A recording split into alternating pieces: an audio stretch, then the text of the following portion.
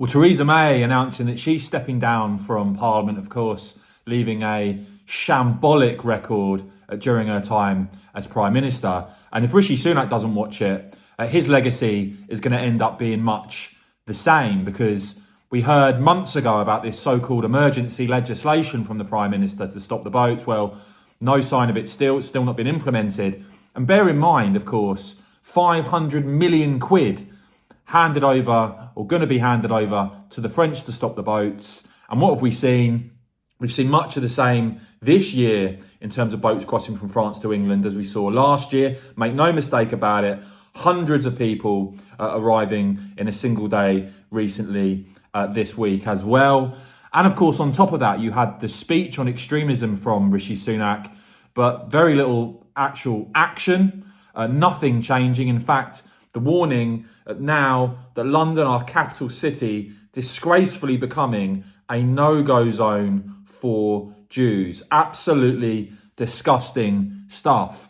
And so you have the very real prospect now again of reform possibly overtaking the Conservatives by the time of the next general election, because as Patrick O'Flynn points out, you're now seeing the lowest Tory rating and the smallest gap with reform the entire parliamentary term. So first of all, you've got the I. They're picking up in their poll. I believe this was BMG. Once again, you're seeing Reform UK hit a new high. Voters losing faith in Sunak and Keir Starmer as well. And then you had this people polling survey conducted for GB News. This was the one that Patrick was referring to.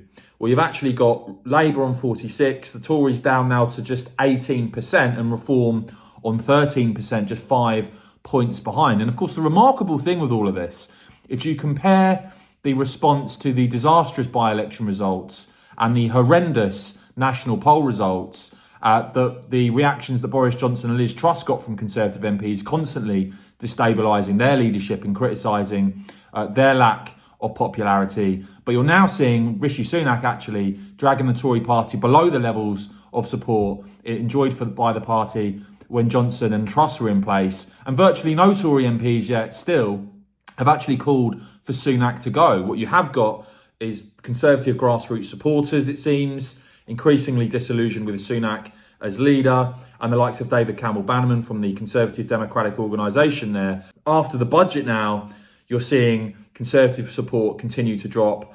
And he's speculating, could the party actually fall as low as it did under Theresa May now? Absolutely disastrous for the Conservatives, and Reform UK yet again hitting record highs in new polls. Let me know what you make of that in the comments below though, please guys. I will of course keep bringing you all the latest on this and more. So please do whack this video a quick thumbs up. And of course, as ever, cheers for watching.